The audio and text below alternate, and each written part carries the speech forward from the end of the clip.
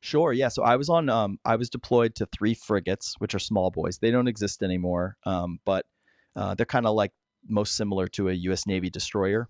So Mhm. they have two aircraft on board, and one air det. So it was six pilots and three air crewmen, and then we'd have about 25 maintainers that we brought. So that was like the air det, and then we would Mhm. be on the ship, and the ship is a separate entity. They have their own skipper, they have their own everything, and we're just kind of like this little detachment that is Yeah. part of the ship. But we have our own leadership structure and everything.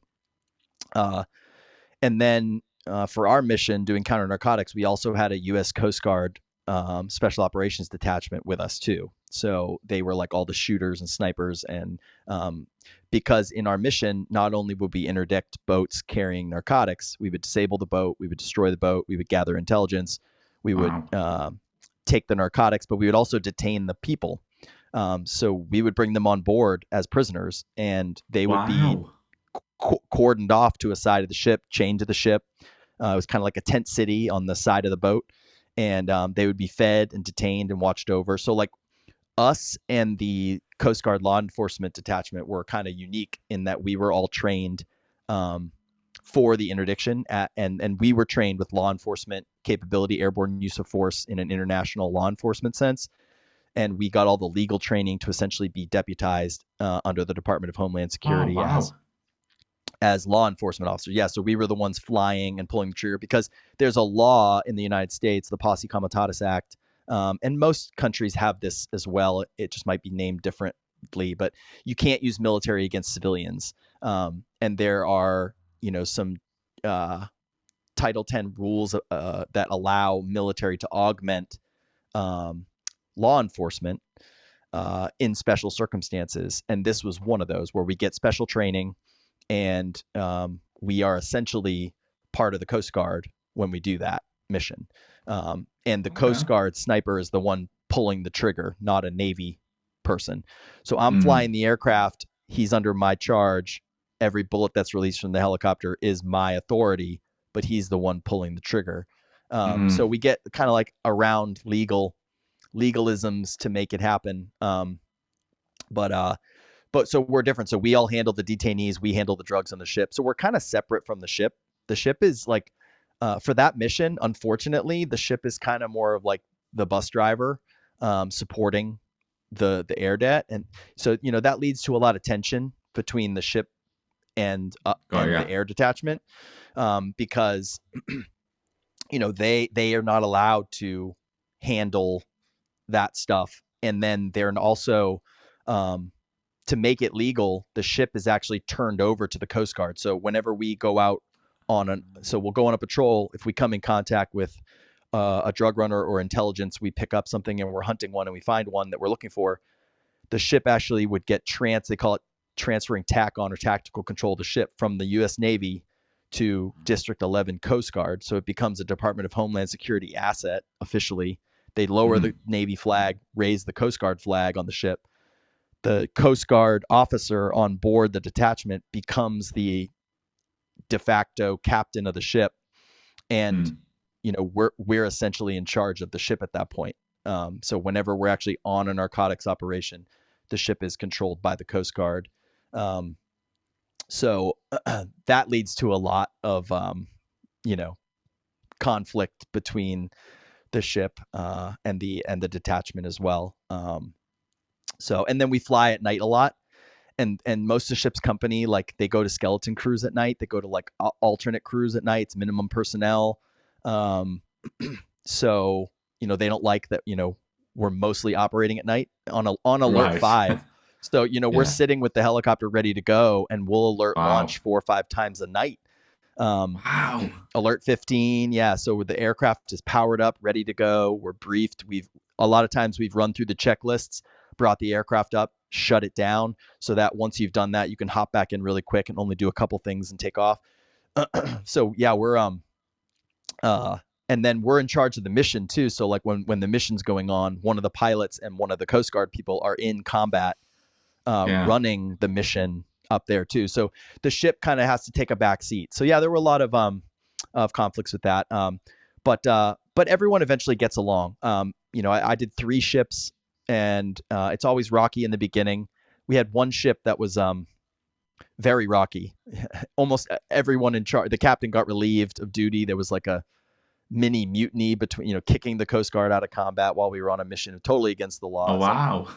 While I was airborne during it, Really? engaged with a target, and I was airborne at night, engaged with the target, and the Coast Guard was in charge of the ship, and the captain just kicked the Coast Guard out, locked them out of combat. While the ship was legally controlled by the Coast Guard. So it was a wild scene. That captain ended up getting relieved of duty. That was wild too, to bear witness to a captain getting relieved of duty. But yeah. So in terms of other air debts, though, it was just us. It was just us and 2 helicopters, and typically one was working and one was not. So it was like, right, we call it one 2 to off, make one one. off. Yeah. Especially with the old aircraft, it was like one aircraft was sustaining the other one's life. So you're pretty unsupported out there. You're in the middle we were operating in the South Pacific Ocean, so very remote area. There were often times where we were flying further than 1,000 miles from the nearest point of land. So we were all alone. When I was there between 2013 and 2015, we were one of the only ships in the South Pacific. Most of them were in the Caribbean side. So so we were alone, all by ourselves doing it. But a lot of times we worked with Central American partner nations. So we sometimes worked with Colombia, but there was a lot of at that time, I don't know about now, but at that time there's a lot of infiltrated money from drug cartels that got it into it, and they would give you false intel, and they would kind of like work with the cartels to help facilitate the trafficking at sea. So we stopped trusting the Colombian military. We started focusing more with Panama, Guatemala. They were very helpful to us. They had this thing called the Midnight Express, which was kind of like a vigilante militia at sea. And so there's a lot of legal rules. Like when you're chasing a narcotics boat, there's a 12 nautical mile international maritime law. There's a 12-mile territorial waters like line of demarcation around every country. And we honor that. International law honors that. So look, when we would chase a boat, sometimes they would run inside that 12-mile radius. And so we couldn't pursue them legally until we got what's called a statement of no objection from their country of origin. So wherever that vessel was flagged from. So if it didn't have a flag on it, then it was, which a lot of times it didn't, we would have to request it from the country that it entered their territorial waters. And a lot of times that takes a while. You got to go through the State Department, their country. And so a lot of times they would get inland and go upriver and disappear if we didn't get them in time. So if we saw that kind of happening and we were going to lose them, we would contact the Midnight Express and then do what we do as Bravo aircraft, what we kind of trained for as a forward air controller. We would lock them on radar and sensors, and then we would vector in the other guys to get them who didn't have those same rules that we did. So we would essentially become like the Overwatch for them to come in, and we would keep them inside the territorial waters and then support, the Midnight Express, whether it was Guatemala or Panama or whoever was helping us, Costa Rica, to pick up and interdict them or engage them, like whatever they wanted to do at that point. So we'd work with countries all the time like that. That was, all the time. And then a lot of times we would interdict fishing vessels, which would hold the drugs for the cartel. So like the go fast boats would sometimes drop them off to fishing vessels. Fishing vessel would hold it, hide it in interior compartments and stuff. So we got very good at identifying. So we got very good. Yeah, so you know where things are coming, like, so do you get intel and it's like, right, that's like full of cocaine kind of thing? Yeah, so there's a vast network of undercover and informants, like, all throughout Central and South America. And so intelligence would work its way up, and we would work very closely with an organization called Joint Interagency Task Force South, which is a conglomerate of all the 3-letter branches of the intelligence community and the government. And they would basically filter that information out, figure out who was who, where it was coming from, and then send it directly to us. And a lot of times we would feed them stuff too. So we would interdict somebody. We would give them all the frequencies that they were using, their GPS coordinates. Like, we'd take all the intel we could off of them. And a lot of times the drugs are branded so that you'd open the cocaine up and there would be like a Batman signal on it, or there would Oh, be like wow. a wolf howling at the moon, and they would brand the cocaine from the individual refineries that it was coming from. So you could figure that out. You could also test it and figure out where it was made from the purity of it. So a lot of times, I mean, most people don't know, but like a lot of times it's not like some high scientific process. They're leaching these coca leaves in tubs of gasoline to draw out the like straight up gasoline to leach out the chemicals, and then they'll treat it with another chemical to pull the cocaine out, and then they're gonna scoop out the sediment and then dry it in a microwave into like these bricks, and that's as sophisticated as it gets. So a lot of times it's done really crudely, but yeah, so we'll have intelligence of where it's moving or what boat. So like when we're on patrol, if we don't have someone we're specifically going after, there are vessels that are named that have been on a watch list, So we look at every vessel we've ever crossed. So anytime we see a vessel, we get it on FLIR, we get permission to go in on it, we run its name, we run its look and model and flag of origin, and we find out if it's ever been accused of smuggling before, or if it's ever done anything shady before. If it's flagged, like it's been on the list before, we'll go check them out. Or if they've never been flagged before, we'll go fly in on them up close and get all the information on them that we possibly can. And we get trained and we get very good at telling if a fishing vessel is dirty or not. So like you can roll up on like at the heyday of my time down there, I could roll up on a fishing vessel and did many times. And you could tell, hey, this isn't tuna fishing.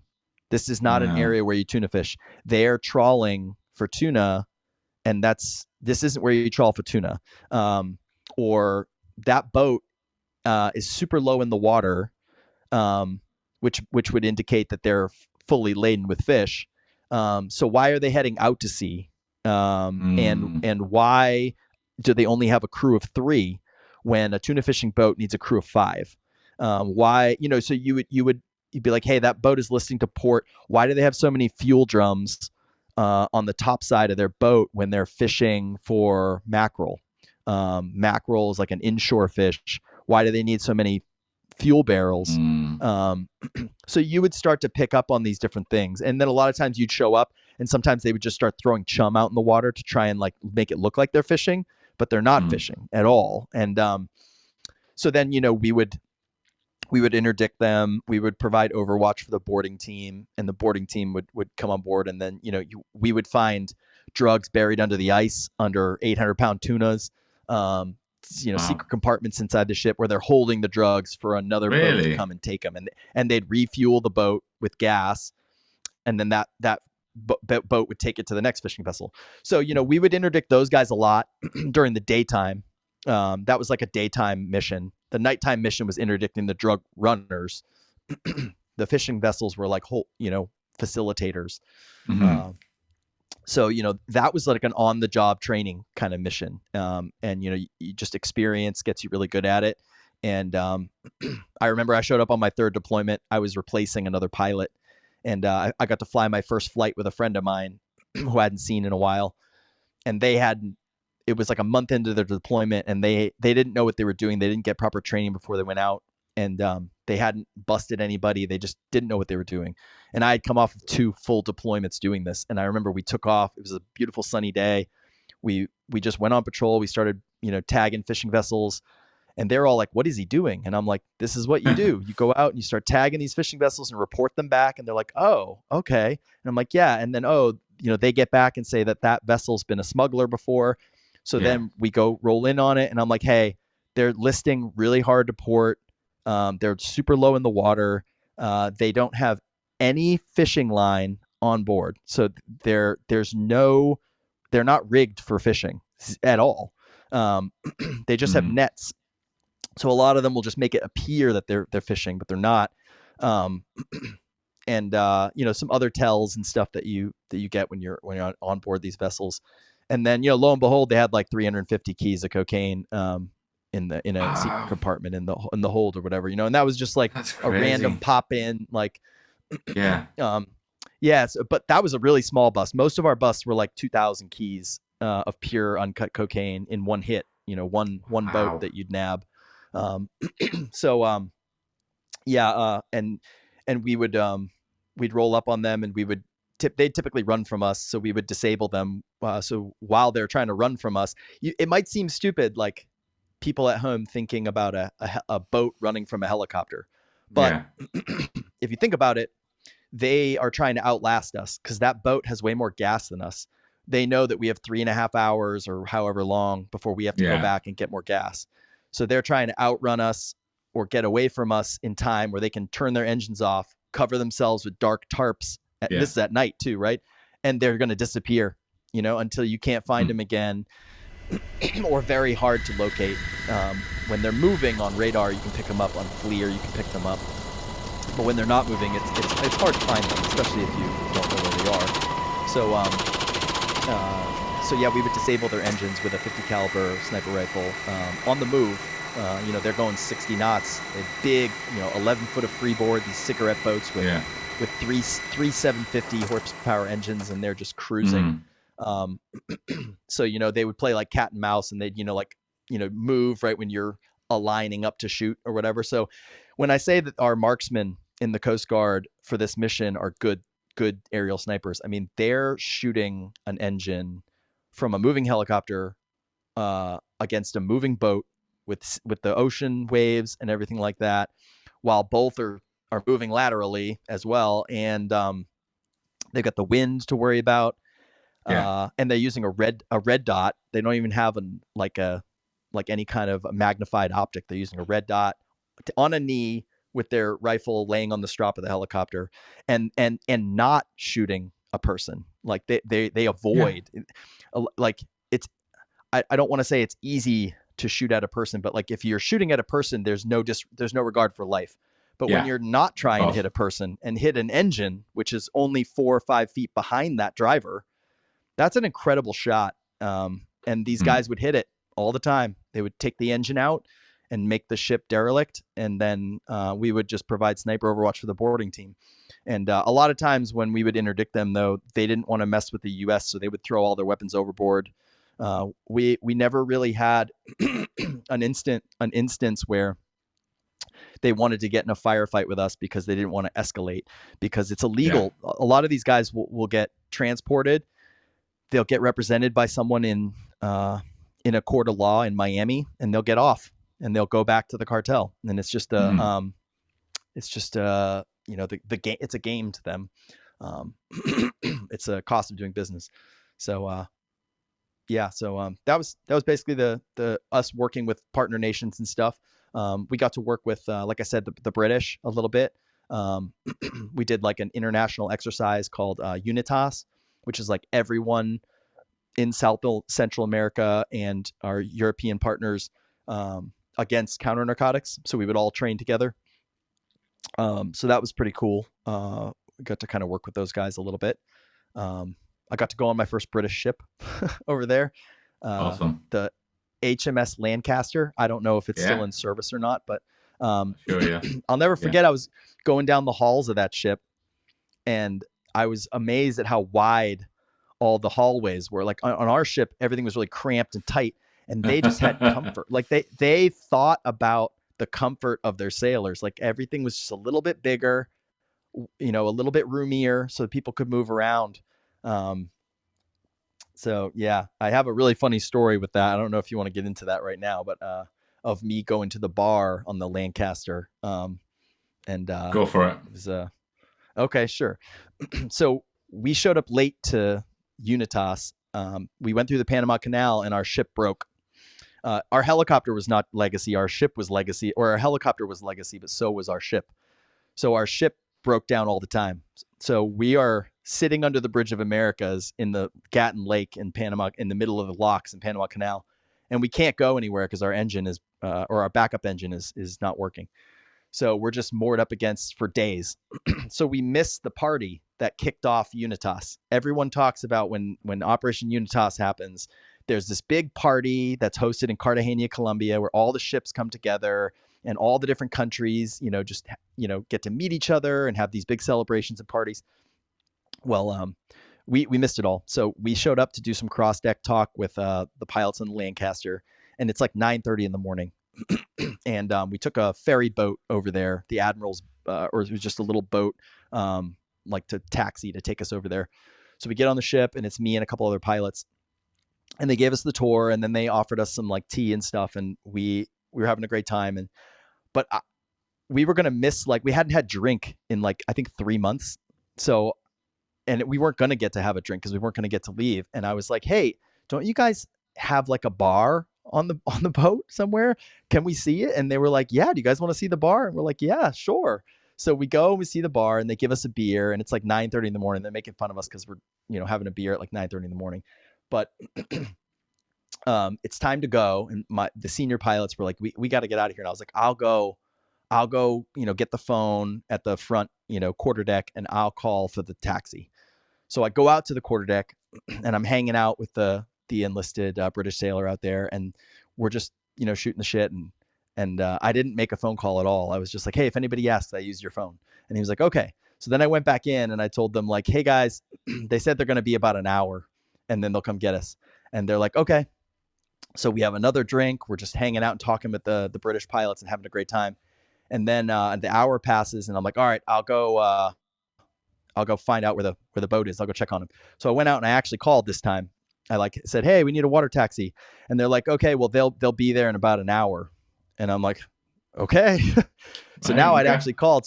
So I went back in, and little did I know too, every time I made a phone call, I was walking off the deck of the ship. I was walking off the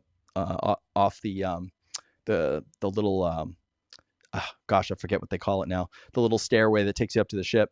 And because I was an international officer, every time I came on and off the ship, they did full honors. So everybody, they like blew the whistle, and like, oh wow, and like everybody on the ship, including the captain, came to attention. And I'm on the phone, and I'm actually I'm oblivious to everything that's going on. So yeah. And I was walking on and off on the phone, like just being oblivious to what was going on. So they did it like 3 or 4 times, and I totally didn't realize what was going on. So I go back inside, I tell them, hey guys, it's gonna be another hour, and the boat taxi will be here. So we have another drink. We're having a really great time. They fed us breakfast. They had like this French chef that came out. So we're drinking beer with breakfast. It was pretty funny, but I had this amazing French breakfast. And so then the hour goes by, and I go out and I'm like, hey, where's the water taxi? I called, and they're like, oh, your water taxi has been commandeered by the Admiral for the day. So you guys are going to have to stay there indefinitely. We'll come get you whenever. So I, and then I realized that they're blowing the whistle for me and everything, and I felt really embarrassed, and I was like, oh my gosh. So then I had to go back in and tell the guys, like, legitimately, hey, we're going to be here like all day. So we ended up, getting fed all day, this amazing food, and getting, to just hang out with these guys at the bar all day. So we went from not going to have a drink for, the foreseeable future to being, hanging out with these British pilots all day, having a great time, just having beers at their bar. And that's where I learned. They told me that they're allowed to drink at sea, and we're not in the U.S. Navy. And they told me you could have 2 beers per person per day, perhaps.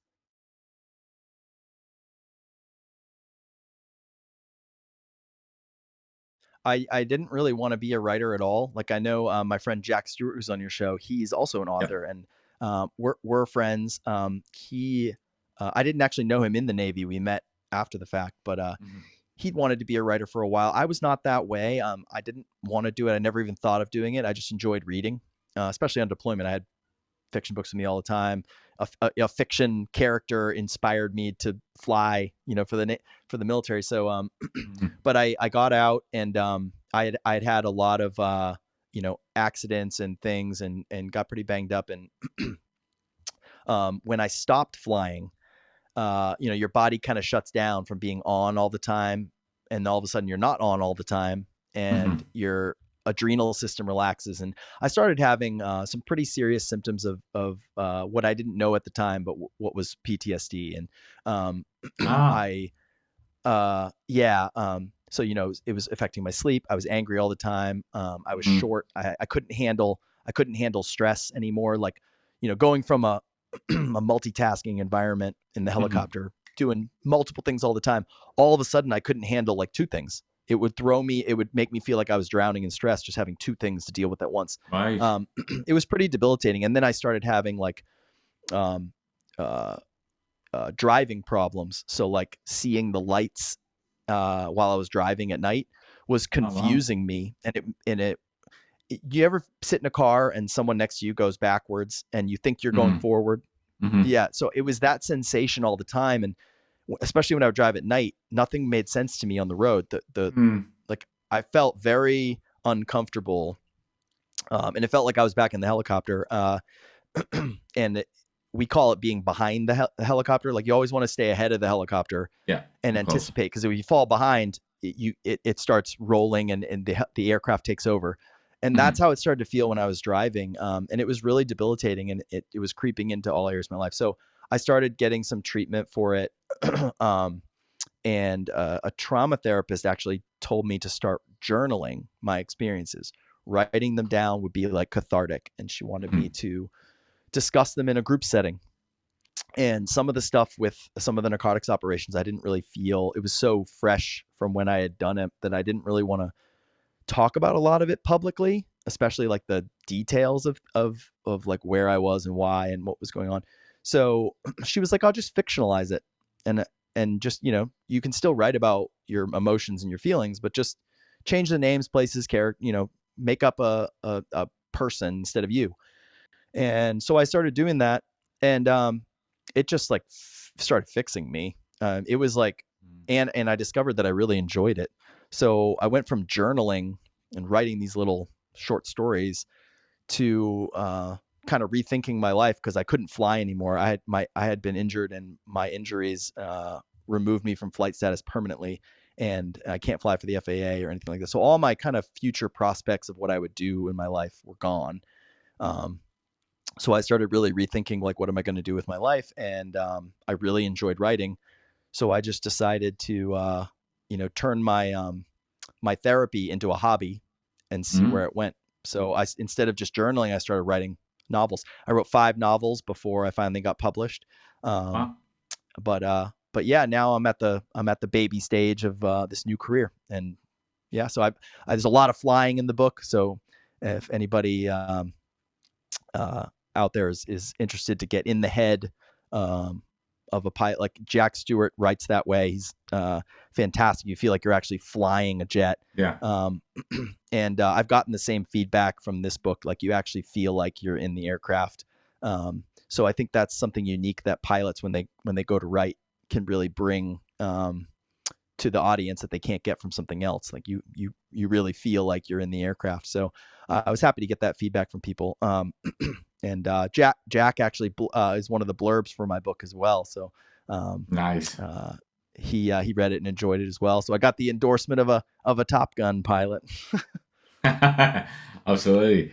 So, did you actually enjoy the whole process of writing and, like, like going from like day dot to where it is now? Yeah, I really did. I enjoyed it so much because of what it did for my life and helping to fix me. Because um, for veterans, like when you go to get help with stuff, they just throw like pills at you, and they tell you to go talk to these people. But none of that, for me, none of that was really helping me. Like, um, I was of the mindset, like, I didn't go to combat, I didn't go to war. I did like law enforcement interdiction, and I did some scary flying, and had some very close calls, and am fortunate to still be here.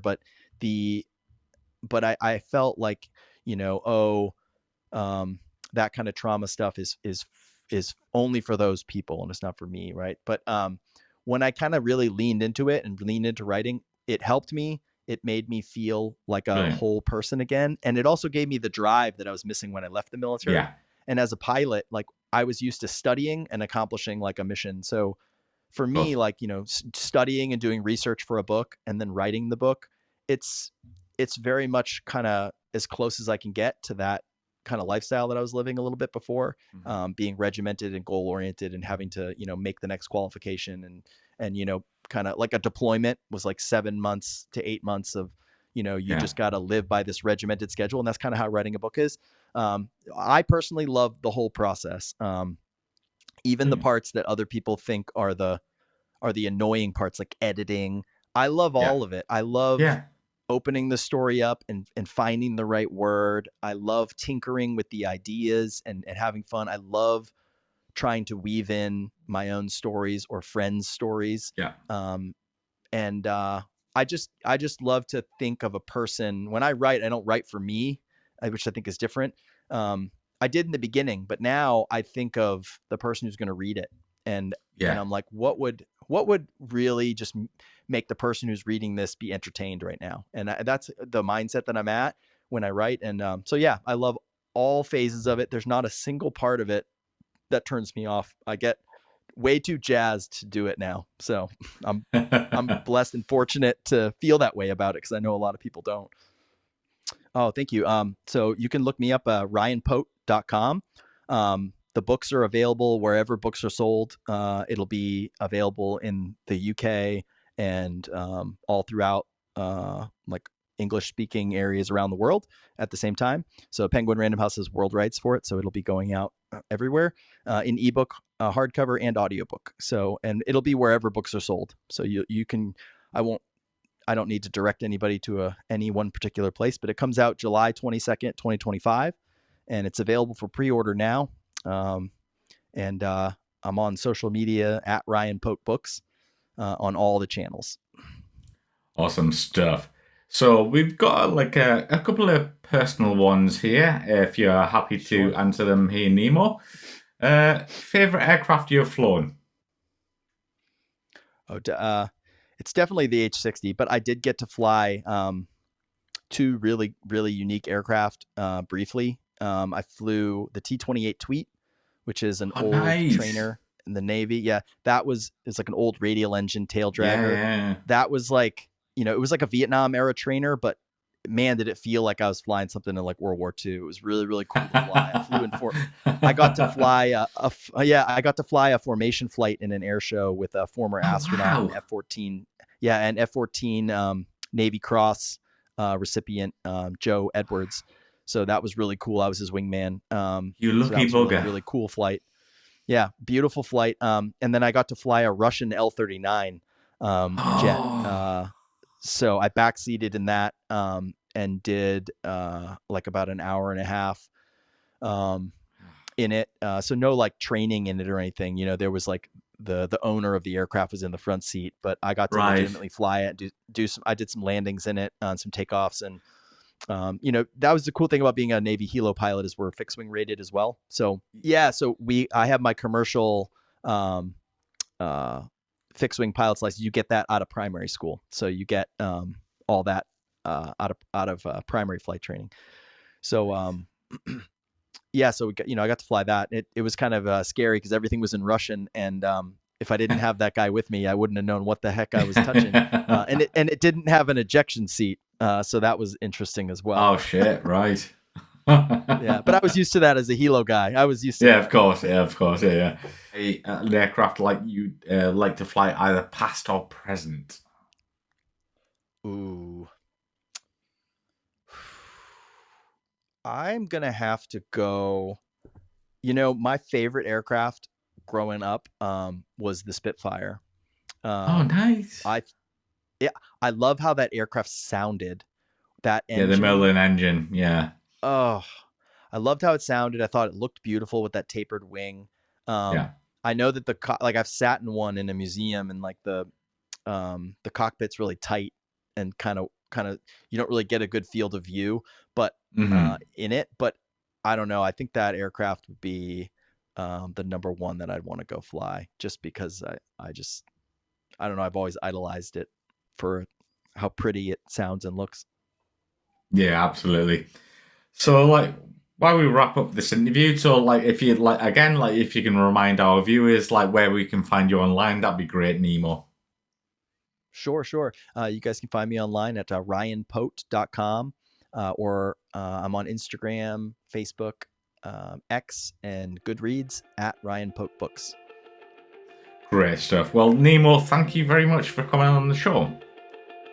Awesome. Hey, thanks for having me. I appreciate it. And I hope your audience finds what they're looking for with the H60 from the interview. Absolutely. Cheers.